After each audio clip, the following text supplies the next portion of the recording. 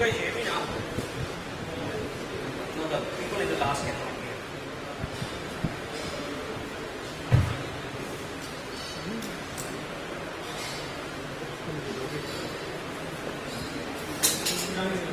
It's a technology conference and we are experiencing technology. Okay.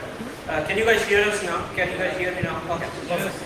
Alright, so a quick introduction on me. I'm a founder and director of eSphere Security, Greenfield Solution and IAP Secure. In the past I have worked with KPMG, HBO, NetSquare and whatnot. My area of research is application and mobile application security, and again when it comes to mobile, more to the iOS platform, but only on the application layer. I've published few papers and advisories on different sites like Package Storm Security and HackCon and Hack in the Box and whatnot. If you look at the trend in technology, in 2007, the web services got into the market. In 2007, Gartner IDC published a research saying that by 2007, the web service market is $34 billion. In 2008, Gartner published a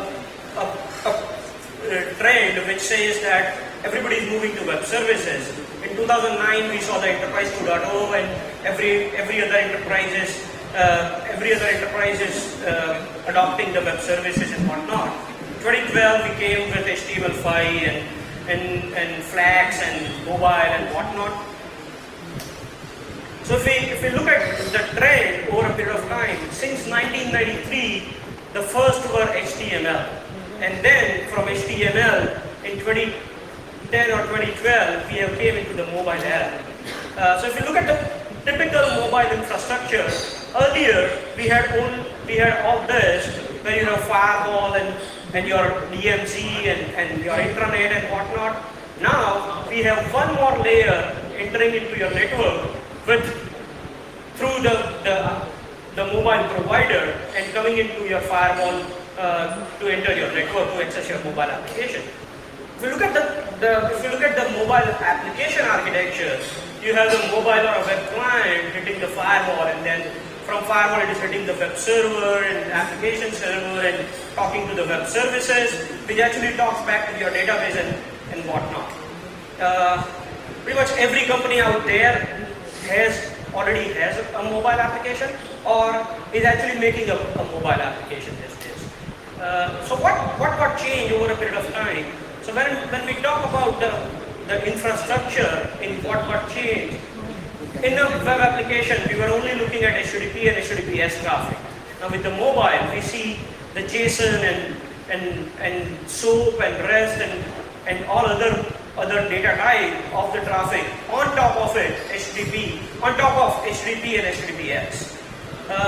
Earlier we were only seeing the HTML transfers. Now you see the lot of REST and JSON and JS objects traffic going from the client to the server. Now, when it comes to the technology, earlier we had this all PHP, Python and Java and .NET and all those technology used as part of the web application development.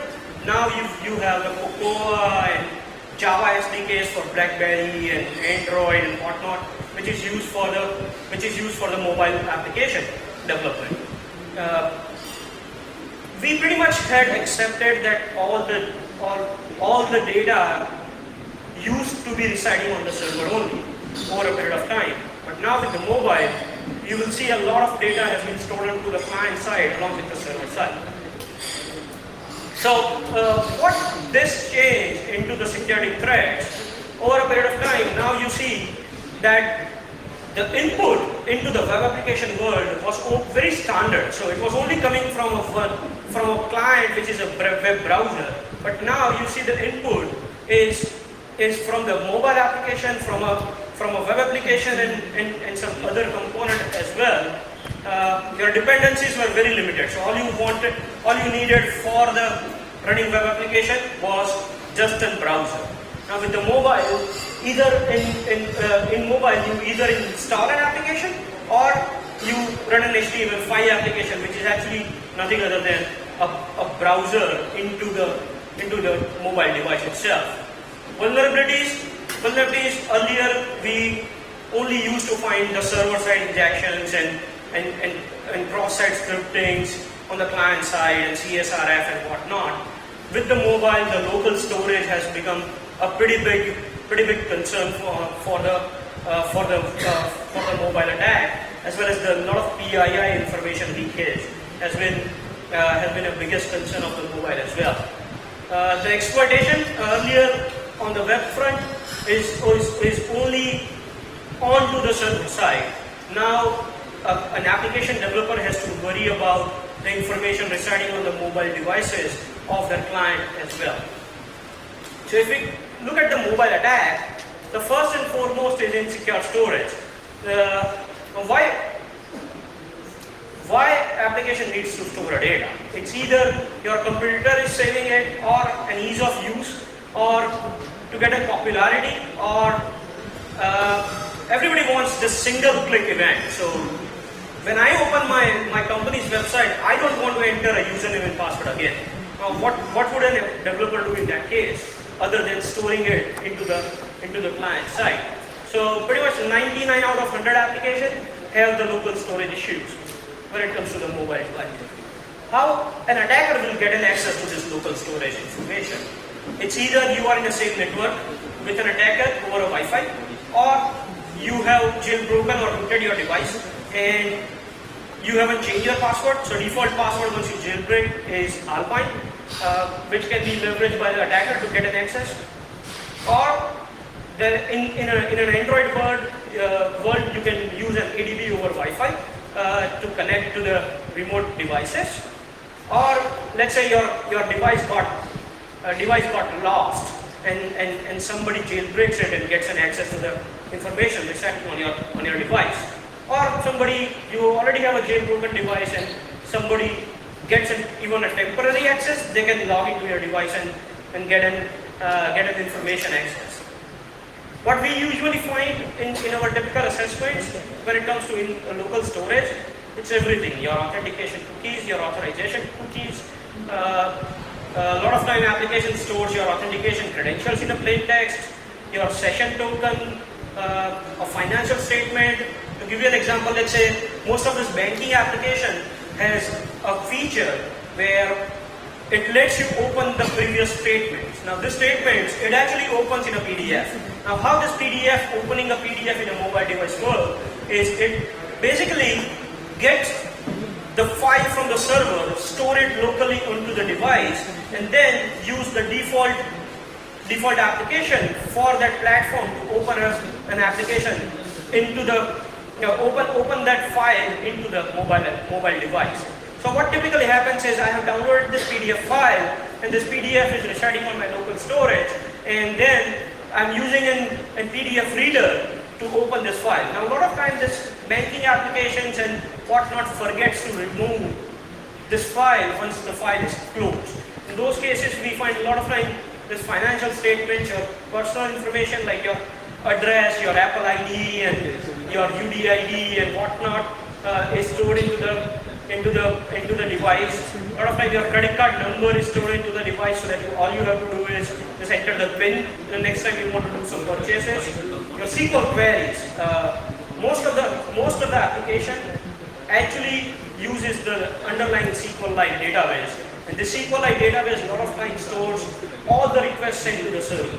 Now in this request which I have sent includes the request with my username and password as well, which is stored into the local database as well. So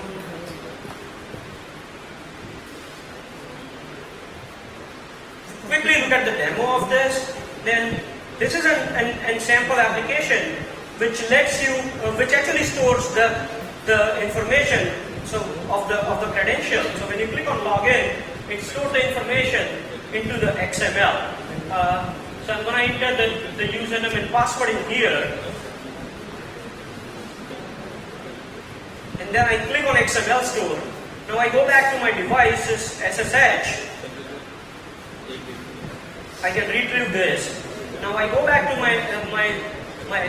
my device and then go to the application directory, this would contain a file name token. If I get and context of this content of this file, it has the username and password stored into the plain text. Another set of an attack is insecure network communication.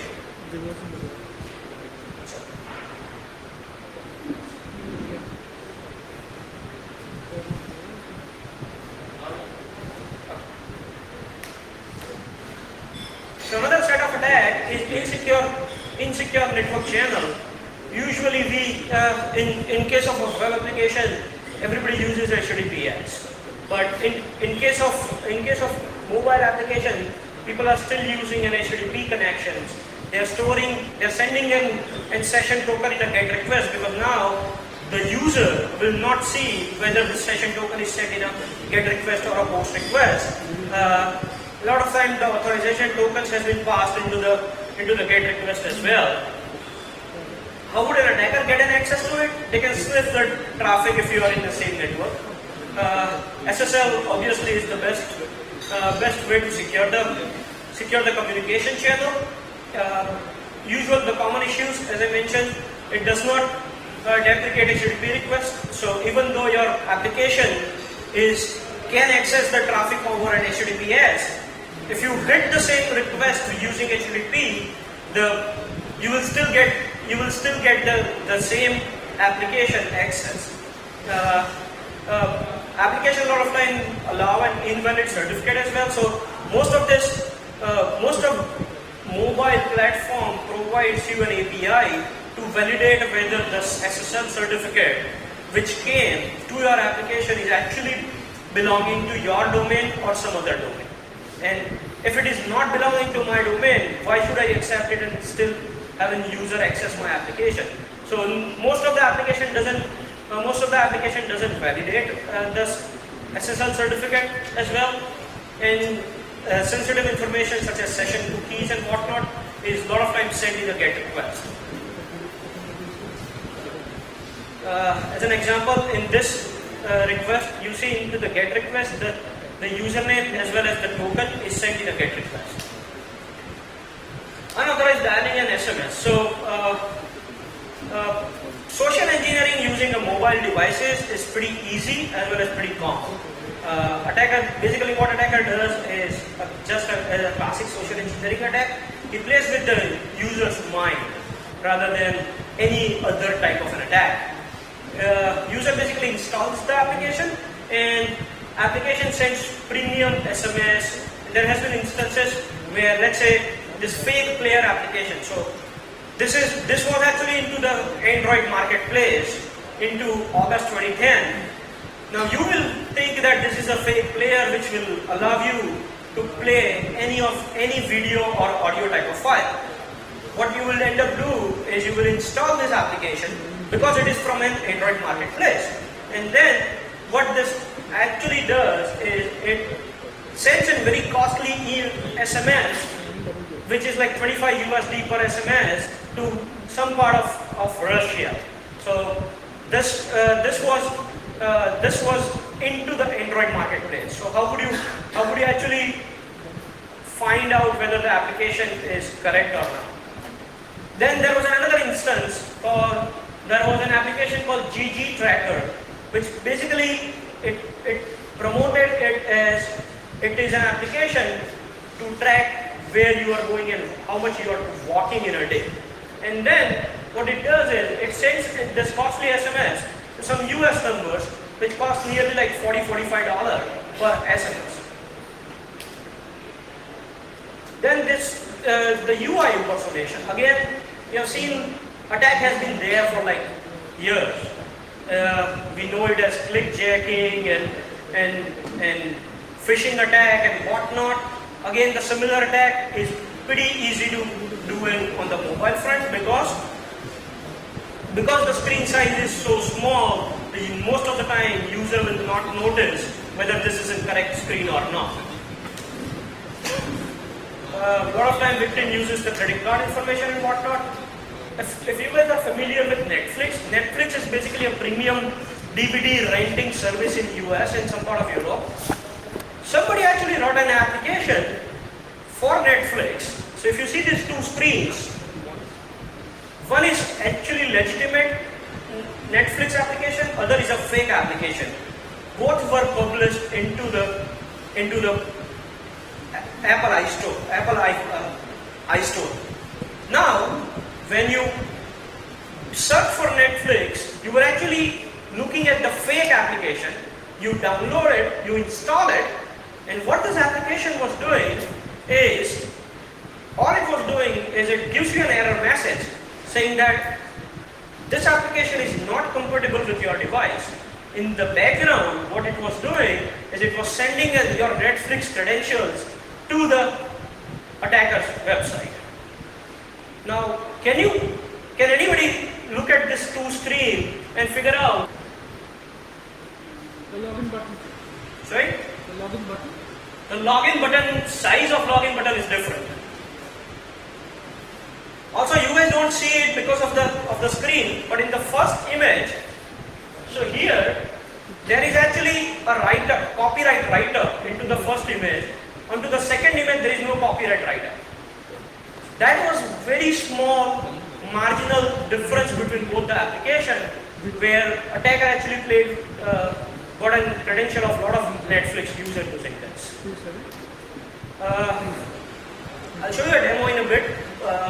There is also a possibility that all the common resources like your keyboards and your keyboards and your contacts and whatnot is shared between between most of the mobile application. Somebody can actually listen to your all phone calls, and there has been instances of it as well. Somebody can just BCC their all the emails to them as well.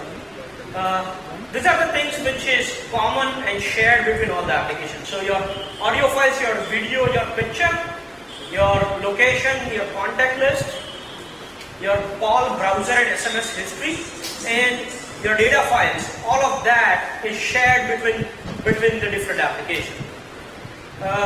There was a case where PJ Apps was an application which monitors all your SMS messages and send it to the server as well, and it reads and writes into your browsing history and whatnot. System modification, again, there is always a possibility of having the rootkit. Especially last week there was a news that China does the most of the attack on the US and whatnot with the rootkits.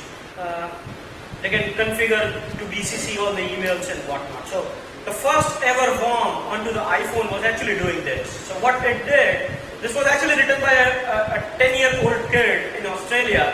What it did is, whenever you make a phone call to somebody, he will only show a Ricky Martin's face. He was a big Ricky Martin's fan. So he modified all this. He modified the devices which were affected and showed in Ricky Martin's face. PII information is again a big thing. A lot of time you will find the application have access to the address book and your address book and your Apple ID and phone numbers and whatnot. This information needs to be handled pretty tough because this information is basically shared between all the application. How would you prevent application using this? We've seen in instances where application actually stores this information into the plain text as well. In a quick demo, it's so easy for the application to make a simple call into the iOS device to get your PII information. So this is the information which can be gathered only with just one call. Similarly, into the Android as well, there is a build class. If you make a call to build class, you get all the information. We'll also see the lot of hard-coded secrets stored into the either one shared preferences or the keychain file and whatnot. So if you look at this is an old keychain dumper, but if you look at the new keychain dumper, it's pretty easy. where all you have to do is just run a keychain dumper and it will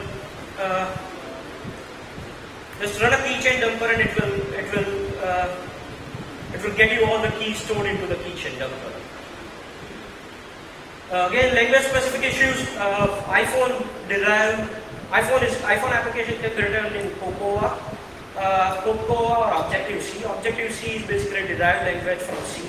Along with the derivation of the language, it also derives the security issues, which is classic buffer overflows. And so your Objective C application is actually vulnerable to buffer overflows. What they have done better is they have removed an execution permission from heap and stack, so that you cannot do a stack and heap based buffer overflow. You can still do a string based buffer overflows onto the Android, onto the iPhone application. All this mobile platform supports a SQLite as a database, a local database. You can do the SQL injection into this local database as well.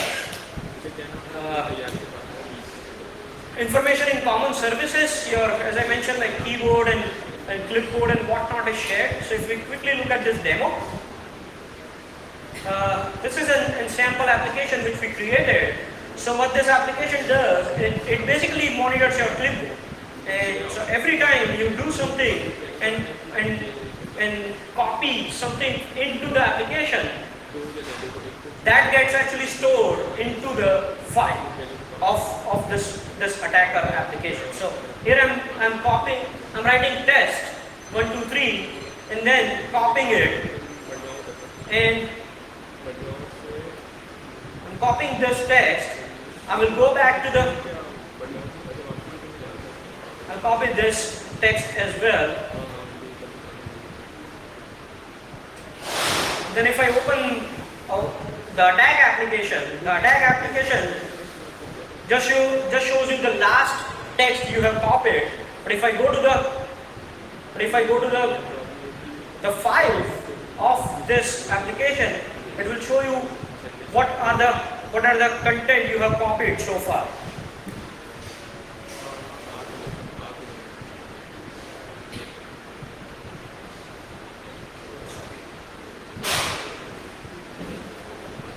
So similarly, an attacker, so in this example we are writing it into the, so here you can see that we have copied first HHHHH, then we have copied test 1, 2, 3, and then we have copied multiple 7. Similarly, attacker can write an application which actually posts data to him as well, post data to attacker server. All the server side issues still can persist into the mobile world as well. OApps has recently started this project on mobile top 10. This is just a quick list of OApps as well. Now, these were the attacks. Now let's look at how do you actually decompile, or what are the different ways of decompiling your Android application. There are mainly 3 mechanisms you can use to decompile the Android application. First is your APK tool. Second is dex2jar.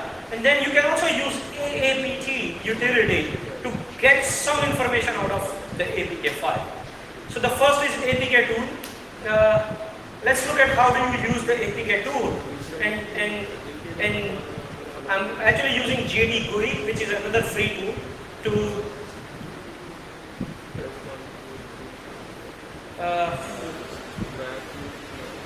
so I'm going to run I'm going to run APK tool onto this deal search APK file. So you can use this APK tool.jar along with -d option that will decompile the code. And will basically create a jar file out of this APK, and everybody knows that jar is nothing other than a zip file. And even easier, JD GUI takes as an input a jar file. So I got this config.txt and whatnot out of the local storage, and then using JD GUI I can access the source code of it as well. So I open up the Snary files and I can see the source code out of it as well. You can see the manifest file in a plain text. Here you see the permissions for this application. It's basically completely decompiled application from here on. So now in place of penetration testing, you're doing a code review of your Android application. Another method is dex2jar. What dex2jar does is it converts your dex files into the jar, and then using JAD or JD GUI, you can get the source code out of it as well. So the required files is only dex2jar and the APK file. What you can do is you can copy it into the folder, so that makes it easy.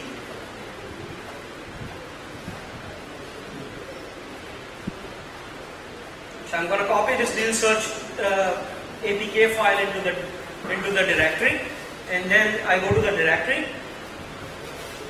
I run this command dex2jar.bat with APK as an argument, and that would decompile it. And now I'll open this JD GUI and browse to this jar file, and you will see the entire source code of your Android application in this. These are the two packages, the Android.annotation and com.dealsearch. And then these are the basically classes inside this jar file, and from here on you can export the source code into the zip file and use that for app code scan as well in a later stage. Here I'm going to show you how do you actually do the source code review of this. Then there is another utility called AAPT. AAPT doesn't decompile your Java application. What it does is it actually fetches the information out of the APK itself. So let's look at the code. Now we got the source code, so let's look at the code. Now let's look at the first, what are the options for static code analysis into the iPhone world. Xcode version 3.2 onwards, Apple has introduced inbuilt source code analyzer. So along with Xcode, you get the source code analyzer. What typically it finds is your memory leakage information, how do you run it? You run it from build menu in your Xcode and click on analyze, and then so it can look for the potential memory leakage for you. It can look for the dead store or the variables which are not used. It can look for the uninitialized variables. It can look for the type size mismatch into the variables and whatnot. You can also look for object used after release. So this is the option for iOS application.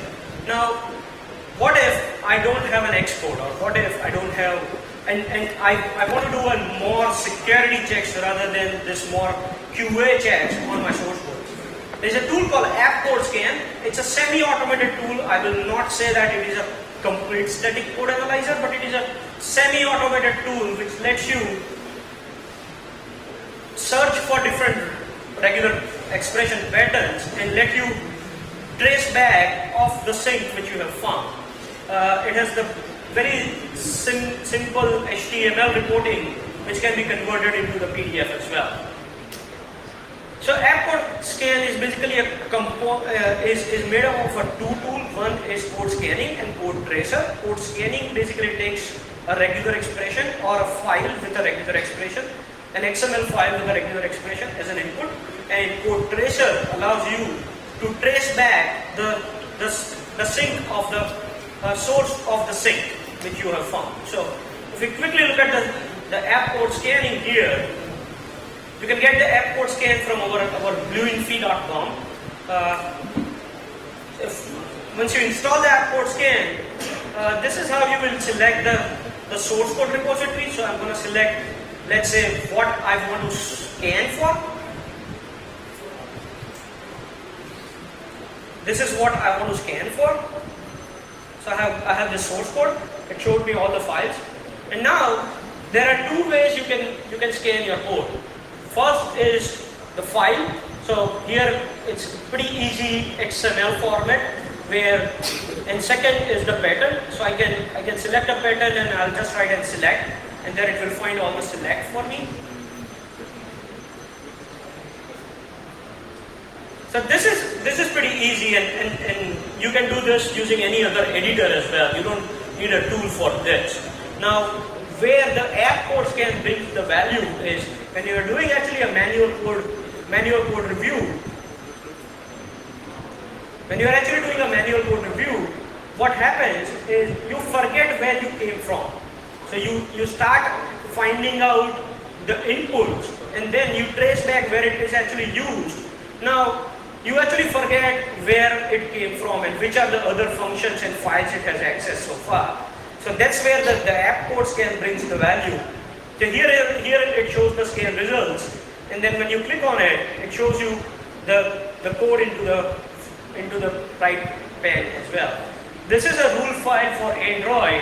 Now I'm gonna load up a rule file for Android. This has checks for like PII information and whatnot. So I load up this file and I click on run. It's going to complete the scanning, and then it shows me the different categories. And from this categories, I click on the result.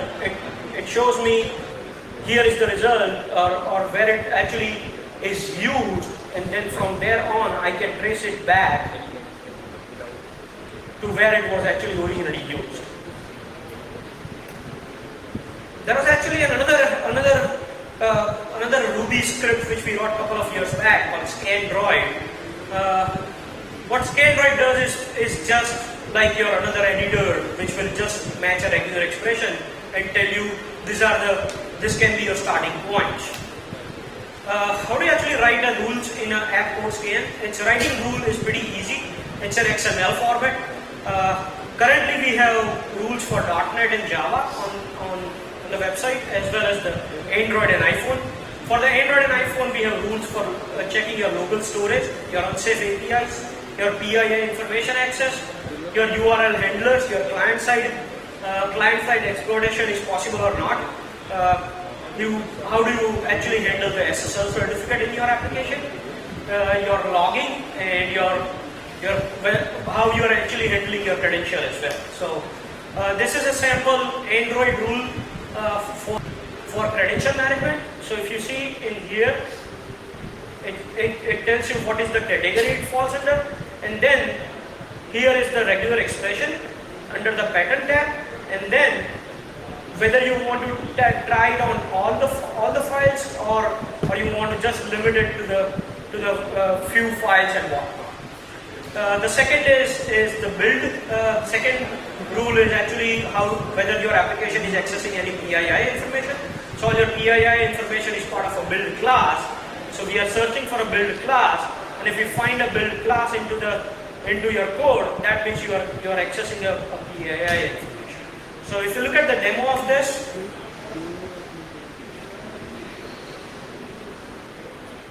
so if you remember, we created a zip file earlier. We are going to just leverage the same zip file in here. One more check into the app code scan is what type of file you want to access, do a source code on. So unless you add a file extension, it will not, and those are stored into actually allowed extension.xml file. So if you see in here, I just added the .smelly, and now it will look at the .smelly file as well. Now, we earlier used text to jar to decompile this code, and now we are going to leverage the same to run the app code scan. So we are going to select the source code first.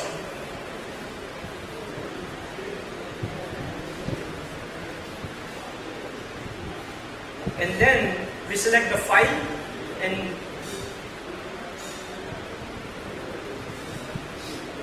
I'm going to select the android.xml file because I'm running on Android platform. I click on open, and I hit run button. I can also select if I want to just run a particular category. So these are the categories I have mentioned into the rule file. So let's say I want to just run it for SQL injection. Then it has the ability to just run the rules for SQL injection as well. I'm going to select all at this point of time.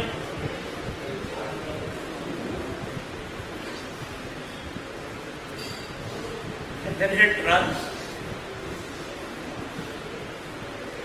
Once I run it, it has performed this pattern matching on it, and I will see the different results onto the left bottom pane. I'll click on different results, and the code actually gets shown into here. So now here I found that it is actually doing local, it is actually printing onto the file system as part of the log. And here is the trace log which I can use to create a report as well. So I can copy paste from here that this has been found on this page and whatnot, and then leverage that for my reporting purpose as well. If we quickly look at the iOS rule, this is a sample rule for finding out the local storage in iOS, where these are the basically classes which you can use to store something onto your iOS application. So if you look at the demo of iOS, when I launch it, I'm going to select the source code first.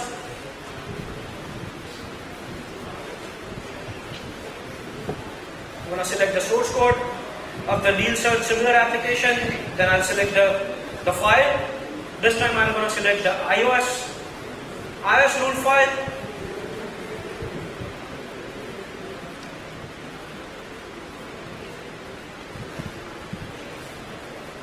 Then select all the categories which I want to scan for. Hit run. That's going to run the pattern matching. And I see that application log does a lot of logging into and then I see the SQL injection, I see the network connection is made, I see the client side exploitation is possible because it is using actually the web view control. And also, now let's say here I've found that it is actually using the SQLite 3_exec parameter. So this is definitely a possible of SQL injection in here. There is also another flag as part of your manifest file called debuggable. What happens if your application is debuggable is enabled, then your application tries to connect to JWT control socket onto your Linux device. Now and there has been a proven research paper by a researcher at Virginia Tech University, which proves that using JDWT, it is possible to gain full access of the Java process and execute arbitrary command on the device in the context of your application. So we have written this small script called check debuggable. What it does, it decompiles your APK file and find out whether the debuggable is enabled, debuggable flag is set to true or not into your application. We quickly look at the demo of this.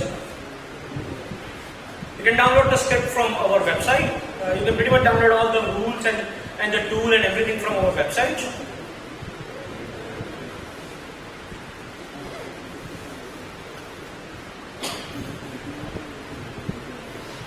The script takes an APK file as an argument.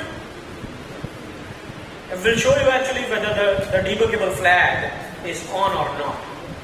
That's pretty easy and small script which just validate whether the debuggable is on or off. Thank you.